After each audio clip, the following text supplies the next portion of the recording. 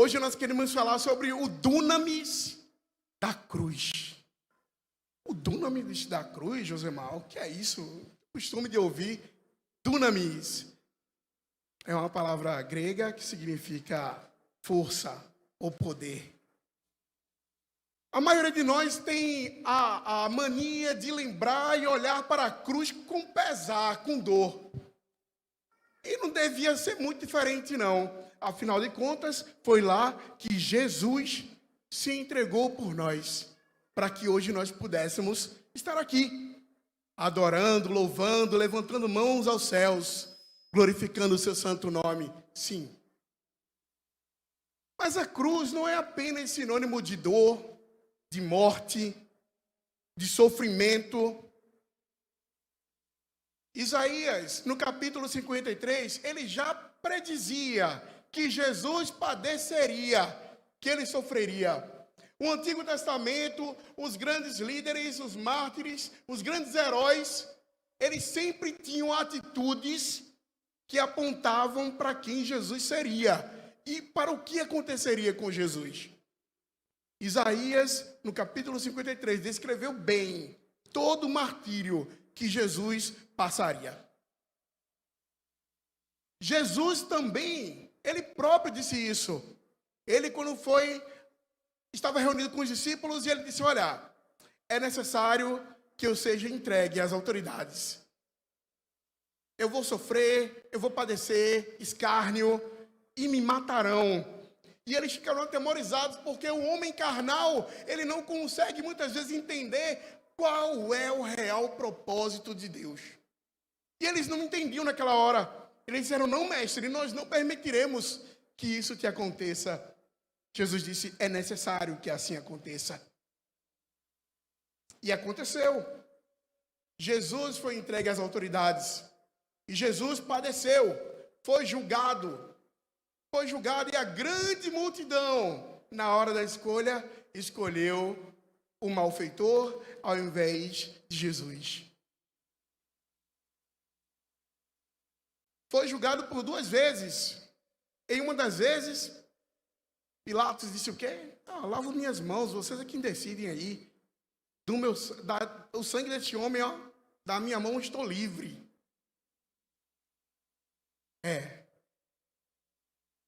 Ele foi entregue à morte. Havia cruzes, como nós já conhecemos.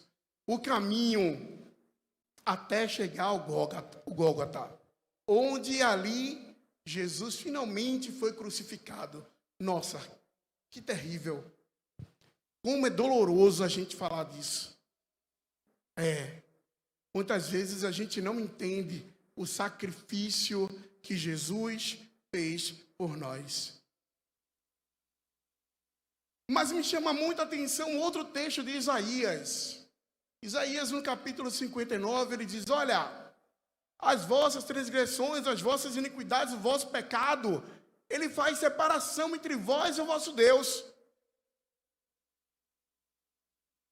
Aí Paulo, escrevendo aos Romanos, no capítulo 3, ele fala: olha, porque todos pecaram e separados estão da glória de Deus. Que coisa chata, né, a gente falar da cruz. Mas a cruz antecedia exatamente o que eu acabei de falar. Os nossos pecados. Foram por eles que Jesus chegou até a cruz. Mas a cruz não é só lugar de sofrimento, não, irmão. Não é. O texto de Mateus me chama muita atenção, sabe por quê? Porque o texto de Mateus revela algo que nos outros evangelhos não revela. Nós já lemos aqui. Ele diz: olha, quando Jesus clamou e disse: Deus, por que o Senhor me abandonou? E naquele instante ali, como diz Isaías, ele estava levando sobre si todas as nossas dores. Ele estava levando sobre si todas as nossas iniquidades. Todo o nosso pecado estava sobre ele, a nossa culpa, a nossa condenação, a minha e a sua, estava sobre ele. Ele tomou sobre si tudo aquilo que deveria ser nosso. Sim. Mas me chama a atenção exatamente que naquela cruz, naquele momento em que ele inspirou, que ele deu o último fôlego de vida, que ele rendeu o Espírito, aleluia. Eu quero dizer para você que a cruz também é um lugar de explosão. A cruz também é um lugar de explosão, porque na cruz do Calvário, naquele momento crucial, literalmente falando, houve o manifestar da glória de Deus. Que maravilhoso, varão, que bênção, irmã. Você consegue dimensionar o que aconteceu naquele lugar? O texto que nós acabamos de ler aqui de Mateus, no capítulo 27, fala que no momento que ele expirou, houve um grande terremoto. Os mortos que estavam ali no Gólgota, muitos que estavam ali, que eram servos do Senhor,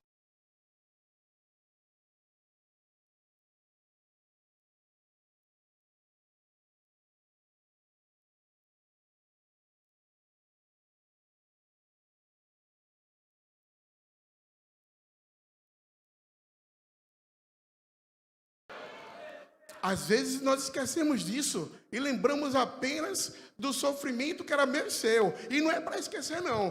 Precisamos lembrar dele continuamente, todos os dias. Quando as misericórdias do Senhor se renovam sobre nós pela manhã, precisamos lembrar que ele morreu numa cruz para que eu e você pudéssemos desfrutar da oportunidade de mudar. Ele nos dá essa oportunidade de mudar e melhorar. O nosso pecado estava sobre ele. Mas a verdade é que, no meu entendimento, observando a Bíblia, a gente percebe que Jesus, por onde passava, ele operava milagres, prodígios e maravilhas.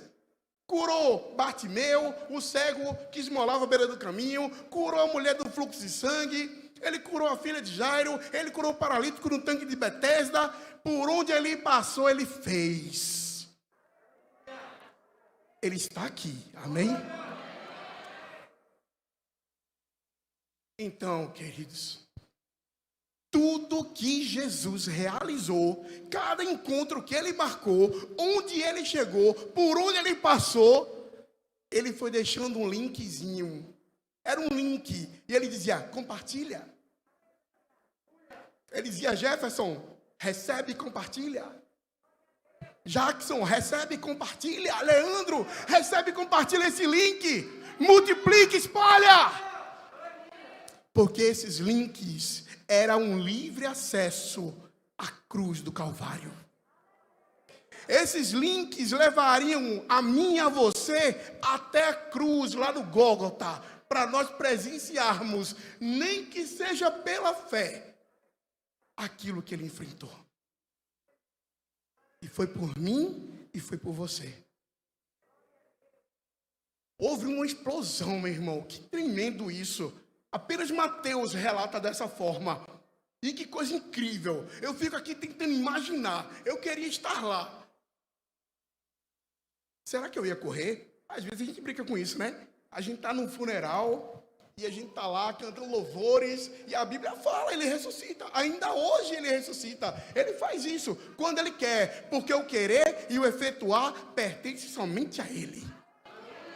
Então, quando ele quer, na vontade soberana, absoluta dele, ele ressuscita mortos. Agora, já pensou? Você ficaria ou você correria?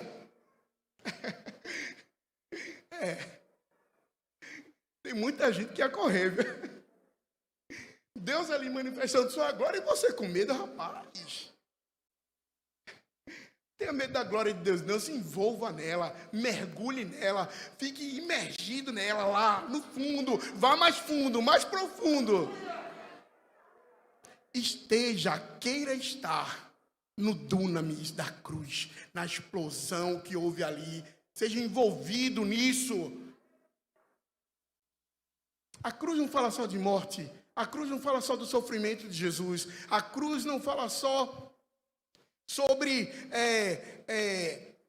a maldição que caiu sobre ele. O quê? A Bíblia diz, olha, seja maldito todo aquele que for pregado no madeiro. A cruz era uma condenação para pessoas que eram malfeitoras da pior espécie que você pudesse imaginar. Mas estava ali um justo, pagando por um erro que não cometeu. Estava cumprindo um propósito. Um pouquinho mais atrás aqui, no capítulo 26 de Mateus, Jesus, ele vai ao Getsemane e ele lá ora ao Senhor. E ele diz assim, olha, Pai, se possível for, passa de mim esse cálice, mas que seja feita a tua vontade e não a minha. Jesus nos deu grandes lições aí, meu irmão. Porque ele sendo Deus, ele também naquele momento era 100% homem. E ele 100% homem nos mostrou que ali ele pode pedir ao Pai, Pai, o negócio vai ser forte. O negócio vai ser estreito. Mas eu não quero a minha vontade, eu quero a tua. E ele viveu e cumpriu o propósito para o qual ele foi chamado. Cumpra o propósito para o qual você foi chamado. Primeira coisa que eu gostaria de falar com vocês sobre a cruz. Alguns pequenos adjetivos que a cruz traz. Bons adjetivos, não maus. Bons adjetivos. Vamos pensar de uma outra forma agora. Primeira coisa, ali Deus provou o seu amor para conosco.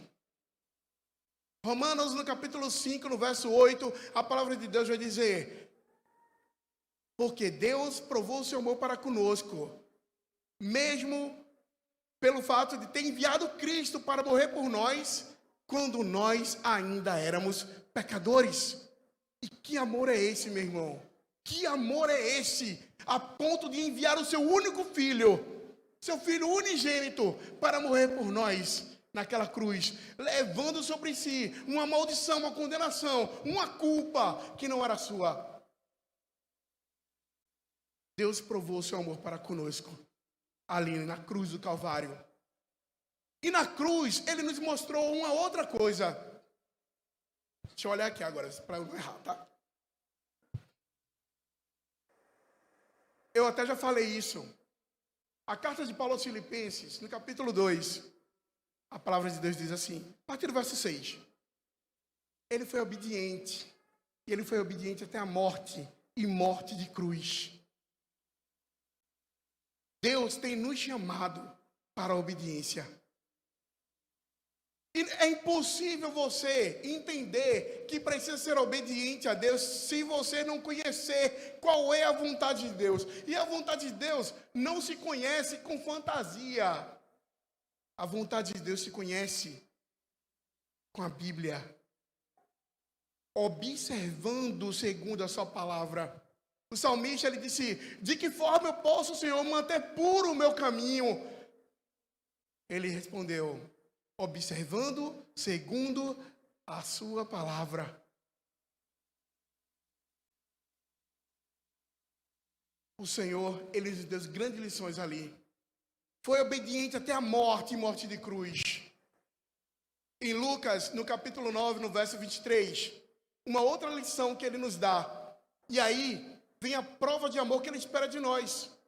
Ele diz, olha, que cada um de nós devemos tomar a nossa cruz e levar. Cada um deve tomar a sua cruz e levar. A cruz, a minha e a sua, ela tem uma medida certa. Um tamanho, um peso, uma largura, um comprimento, do qual eu e você podemos carregar. Mas eu te digo uma coisa, quando nós vamos até a cruz de Jesus, e entendemos o sacrifício perfeito que ele fez por nós, porque os antepassados sacrificavam para purificar o povo animais. Era um sacrifício com data marcada de validade. Mas Jesus foi o sacrifício perfeito. Ele foi o sacrifício perfeito de Deus, sem pecado, sem mácula, tomou a culpa de todos nós. para que nós tivéssemos hoje vida e vida em abundância. A cruz, a morte de Jesus na cruz, trouxe vida para que nós vivêssemos nela. Por isso, uma das maiores provas de amor que nós podemos ter para com Deus é exatamente isso. É ir até Jesus, reconhecer o seu sacrifício lá na cruz, carregar a cruz que é nossa, carregá-la. E detalhe, se nós deixarmos, como ele diz, olha, você está cansado, está oprimido, vem até mim, toma o meu fardo, ele é suave, ele é leve. Com ele vai ser fácil carregar a cruz, meu irmão. As lutas virão, as dificuldades virão, as tribulações virão, mas você vai passar e vai vencer. A cruz não foi um lugar de derrota, a cruz é um lugar de vitória. Segunda coisa que eu gostaria de falar, a cruz nos livrou do pecado, aleluia! Aleluia! O primeiro Adão, que é Adão, quem Deus criou, se corrompeu, desobedeceu, saiu do alvo, do centro da vontade de Deus. E daí em diante, tudo apontava para um segundo Adão. Todas as profecias, tudo escrito no Antigo Testamento, aponta apenas para Jesus. O segundo Adão, que é perfeito. Por um único homem, o primeiro Adão, veio o pecado para toda a humanidade. Mas também por um único homem, Jesus Cristo, veio salvação para todos. Aleluia. Romanos, no capítulo 6, no verso 22. O sangue de Jesus Cristo, lá na cruz do Calvário, o sangue vertido lá, o sangue vertido, ele nos purificou, meu irmão. O sangue de Jesus vertido na cruz do Calvário serve para purificar a mim e a você. O sangue de Jesus vertido na cruz do Calvário, ele nos santifica, nos purifica, ele nos justifica. Pela fé em Cristo, nós somos justificados.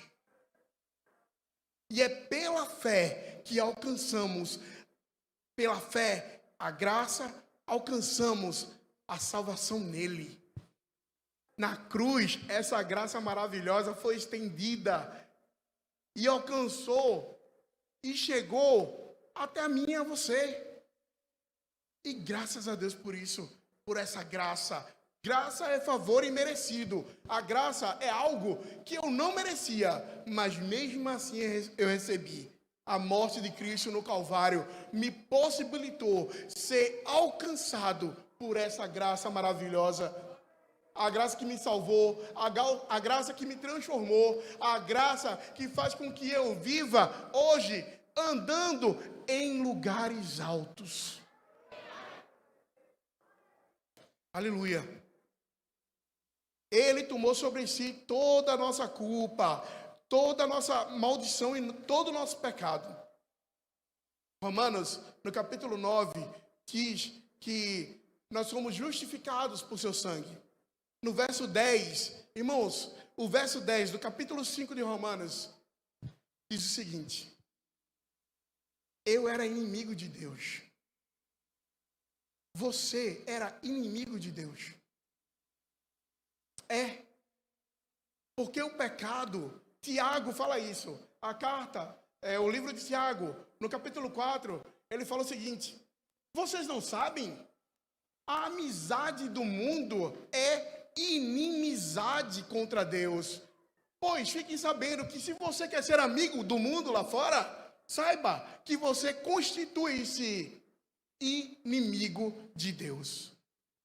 A cruz do Calvário veio para nos reconciliar, para reatar a nossa relação de amizade com o nosso Deus. Em João, no capítulo 15, ele diz: olha, o servo não sabe o que faz o seu senhor, mas eu mais não chamo vocês de servos, e sim de amigos, porque ele quer reconciliar a relação de amizade. Ele é nosso pai, ele quer se relacionar conosco como filhos. É assim que Ele quer fazer conosco. Quer ter uma relação íntima. Chegai-vos a Deus e Ele se chegará a vós.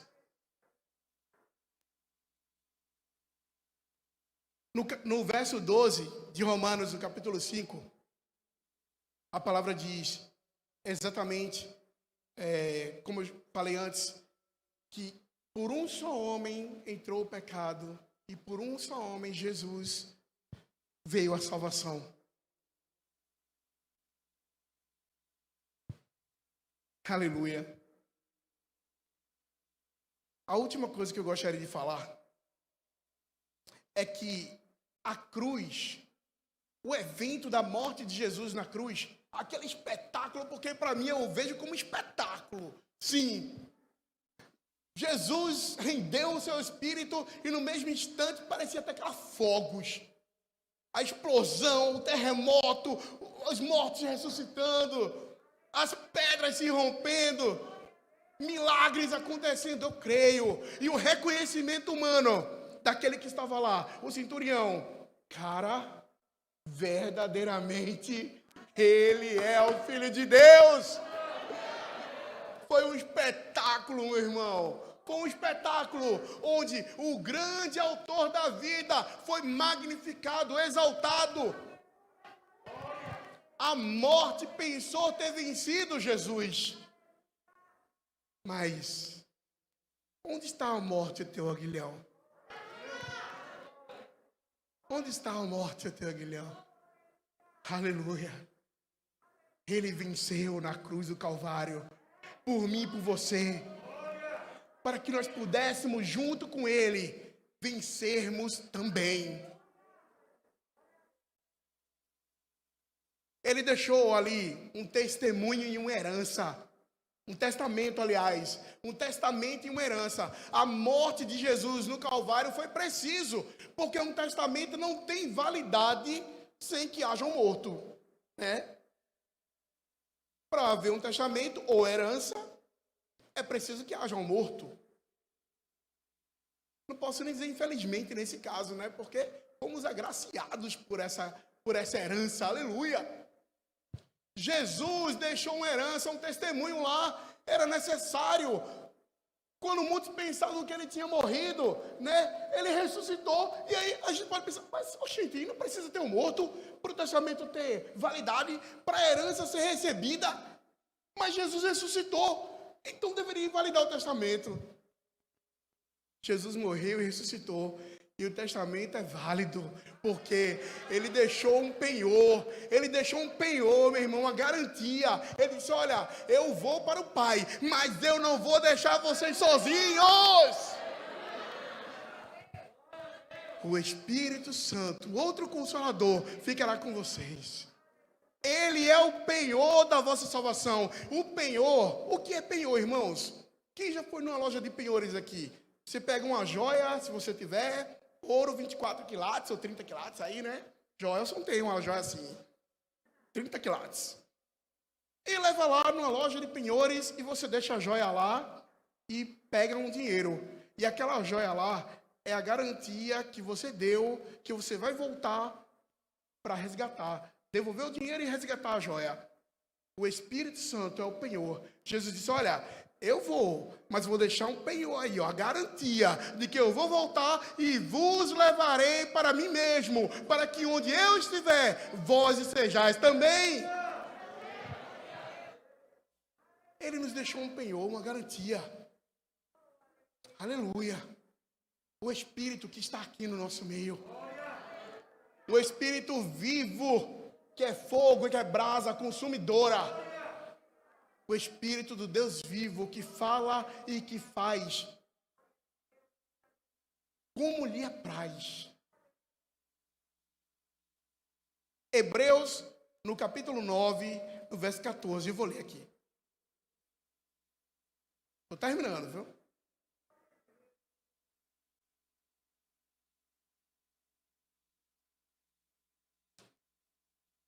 Hebreus 9, verso 14, diz assim.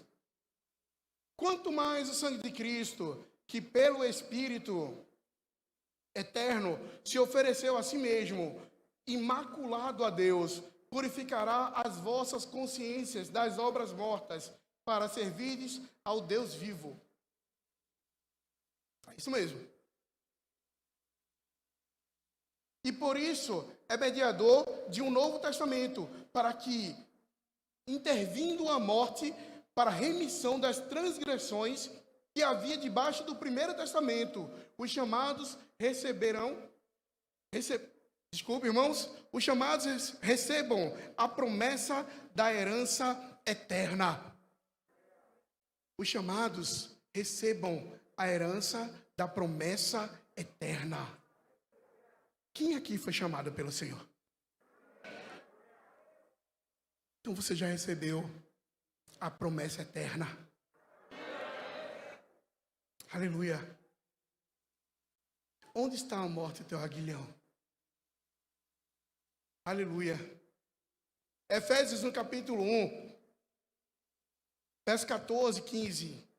A palavra diz que nós fomos selados com o Espírito Santo da promessa.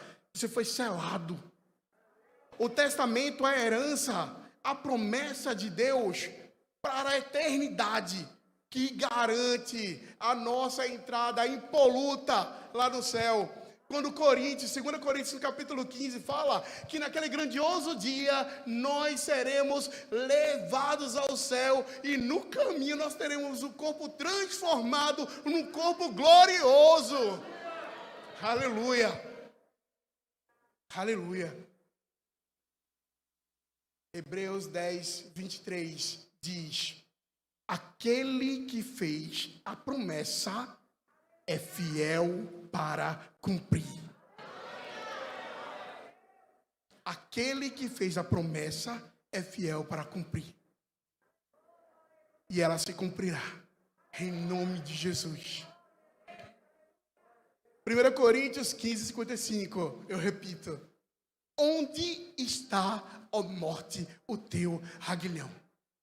Na cruz tem vida, na cruz tem libertação, na cruz tem cura, na cruz tem salvação, na cruz tem milagre esperando por você. Onde está a morte, o teu aguilhão? Jesus venceu a morte. Foste chamado sendo escravo. A Bíblia diz que quem comete pecado é escravo do pecado. Coríntios 7, 21, Paulo escrevendo aos Coríntios, ele fala: foste chamado sendo escravo, mas não te preocupes com isso.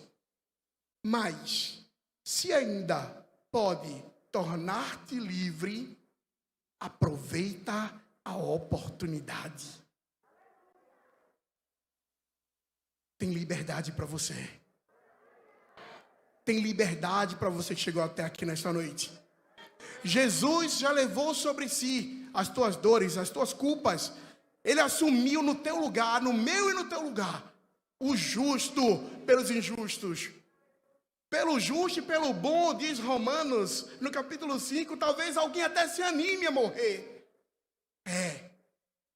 Mas pelo ímpio, Jesus morreu pelo ímpio, você. Que nessa noite, você não saia daqui sem tomar a decisão de reconhecer o sacrifício vivo de Jesus na cruz do Calvário por você. A cruz é uma explosão de vida e de vitória para mim e para você. Não perca tempo.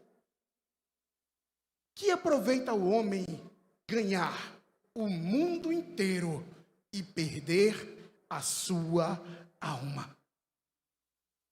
Que Deus, pois, nos abençoe nesta noite. Amém?